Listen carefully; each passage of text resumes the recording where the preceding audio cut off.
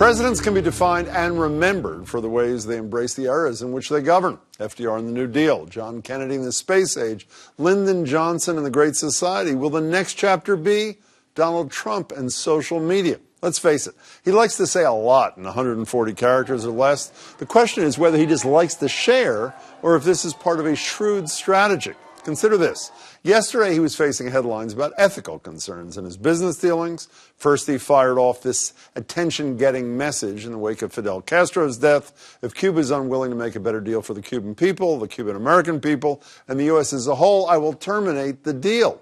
Then, early this morning, Trump tweeted himself into the middle of another hot-button controversy, flag burning, likely at Hampshire College, saying nobody should be allowed to burn the American flag. If they do, there must be consequences, perhaps loss of citizenship or a year in jail. And this came despite the fact the U.S. Supreme Court has ruled not once but twice that burning the flag is considered a form of free speech. Here's what a spokesperson had to say. The president-elect is a very strong supporter of the First Amendment, but I also think there's a big difference between that and burning the American flag, which has absolutely no place in our society.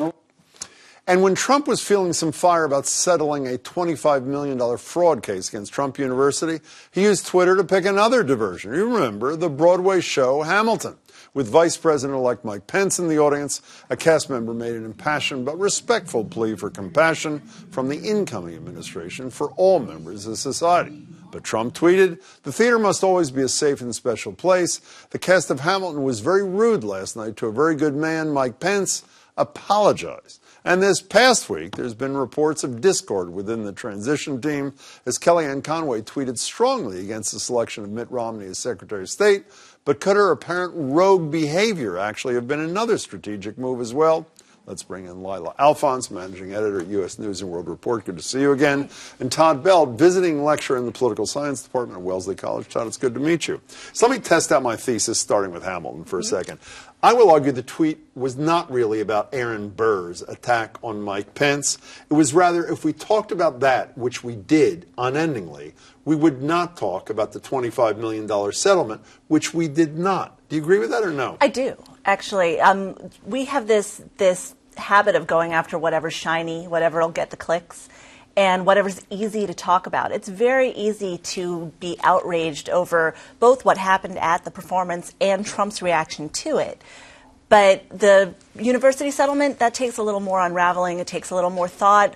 People aren't as interested in the deeper stories. But I do think, yes, there's talk about him being a bit unhinged on social media. I think that his team deploys that unhingedness very strategically so that we instead go chasing after the thing he wants. He gets to frame the conversation. He gets to frame his image. Shame on us. We'll get to that in a couple minutes. By the way, I Googled this before the show. 73 million results on Trump and Hamilton. Only 1-point-something million results on Trump and settlement at Trump University. You know, Hillary Clinton, I think her best line in the whole campaign was, "A man you can bait with a tweet." Well, we're a media you can bait with a tweet. It's like Pavlov dogs. I mean, essentially, he throws something out. We start saying, well, is it true? He says that, of course, that 3 million people voted illegally. He would have won the popular vote were it not for that. And then we debate for days about, he clearly has no fact basis for that and are not talking about anything else that is real news. We fall for this time and again, do we not? Well, the concern is that can leaders use the media in order to divert attention? And certainly there's been a lot of scholarship on what's called diversionary use of force. Can presidents use the military to divert our attention? And one of the great quotes about Donald Trump is that he has weaponized the use of the media and the darker aspects of the media in order to get what he wants. Now, none of us can say for sure that he's doing this intentionally, but the circumstantial evidence certainly looks like it if you look at what's going on.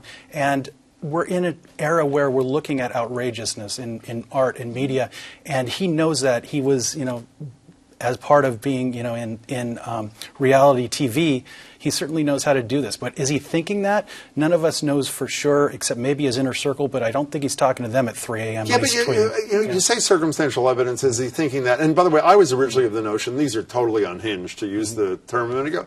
But then you step back and say, the assumption, the guy was just elected president of the United States. The assumption is he knows the Supreme Court has ruled on flag burning. The assumption is also that he probably realizes that there's no evidence, except something I'm going to talk about later, this absurd story on InfoWars about 3 million people voting illegally. So by the process of elimination, you almost have to conclude that this is a shrewd manipulation that is sadly working extraordinarily well. Think about when they actually did take away his access. It was just the 2 or 3 days before the election, right when something unhinged could put the attention on the wrong thing.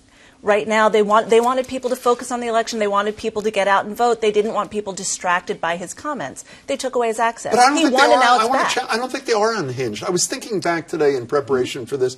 Remember the Megyn Kelly tweets? Yeah. He had, at best, a decent, if not worse, performance in that first debate. And so what does he do? He tweets vicious stuff about Megyn Kelly, I think between 2 and 4 a.m. in the morning. And what are we talking about the next day? Not whether he's a good debater, but, oh, my God, can you believe he assaulted the Madonna of television news? Instead of unhinged, let's say outrageous, because they're calculated to spark outrage, not just to get media's attention, but to outrage his fans in a way that affects him in a positive way, but also to outrage his critics in a way that makes them look worse. Okay, I was a history major and know nothing about history. You're a professor, so we'll go to you. You don't have to go very far back. I mean, the conventional wisdom is George W. Bush's brilliant use of the terror alert system. As soon as he was in trouble on something, he had Tom Ridge, or whoever was head of Homeland Security at the time, raise the terror alert. Ridge wrote in his book that he was urged to raise the terror alert right before the 2004 elections, which is sort of a variation of a theme. So this is not that unusual, this weapon of mass diversion. Is it really? Not necessarily, no. I mean, like you said, we have a lot of historical analogs that we can look to. You know, so we're sitting here saying this is probably what he's doing. You're sort of almost there, but you're pretty close to there. I am definitely there. And then I say to myself, we can heal ourselves, but we choose not to. John Kerry, who obviously is the outgoing Secretary of State, I think had a little bit of advice for us in the media, even though it probably wasn't directed at us. Here's John Kerry. International challenges, my friends, have to be confronted with honesty, with determination, and with confidence, not with slogans and with little pithy tweets or whatever that pretend to somehow deal with the complexity of this age. And if we don't do that, we will fail to be able to lead because we will not be taken seriously. Maybe he didn't mean it for the press. I'm taking it as us. You know, what do we do to deal with this? I mean, do we have to follow every one of these? Do we have to fact check them? Do we have to debate them on shows like this ad nauseum? Well, I love debating them on shows like this, but I think what we need to do is follow the facts where they lead. And remember, it's okay for us to say, this is what he said, this is what else is going on. But we did in Hamilton. I'm sorry, that was the most egregious example. Hamilton was like a week. All we did, and you know, it never occurred, at least to people like me, wait a second, if Mike Pence is saying this is the sound of freedom, and I was going to call him his boss, the president-elect, is all up in arms about this. Maybe there's more to this picture. And there was the Trump University settlement. That was the same weekend that 200 neo-Nazis gathered within half a mile of the Holocaust Museum shouting Heil Trump. And that garnered a little bit of distance attention. Days later. He was on Twitter immediately after that performance ended, the Hamilton performance ended. And it diverts the protests as well. Right. Yeah. So give us some advice. Should we, I mean, Anderson Cooper, who I love, does something that I find to be absurd, which is, when there's an act of alleged terrorism, like there was yesterday at Ohio State, allegedly, he won't mention, even though he did last night, the name of the alleged perpetrator. I mean, that's an extreme, arbitrary kind of thing. What do we do with these tweets so that essentially we aren't collaborators, if we all agree to a degree, so we're not collaborators in this diversionary tactic? What do we do? Well, the problem is traditionally when the president talks, it's news. But now we have a president who is talking quite a lot and about things, and at times when it is inappropriate, and taking our eyes off the ball where it should be. Not everything the president tweets is news, and certainly not everything that he tweets is accurate, as you know from the So what do we do about that? There has to be. It's very difficult to tweet amidst it's very difficult to fact check amidst a tweet storm, right? So it's very, very. Well, but one thing we don't have to fact check: the one we started with, the whole notion about millions of illegals, people voting illegally. We know that didn't happen. End of discussion. I think that's when you look to see what else is going on. What are you being told not to look at? What are you being led not to look at? Someone once told me diplomacy is the art of saying "nice doggy" till you can find a big enough rock. In a lot of ways, what he's doing is framing his own image. He's getting his own message out there and much of the media is running with it, and that way he gets to control what they report. The Walk and Chew Gum School of Journalism, is that correct? That's Lila, right. it's nice to see you. Nice to see Todd, you. it's good to meet you. Thank you so meet you much for too. your time. I appreciate it.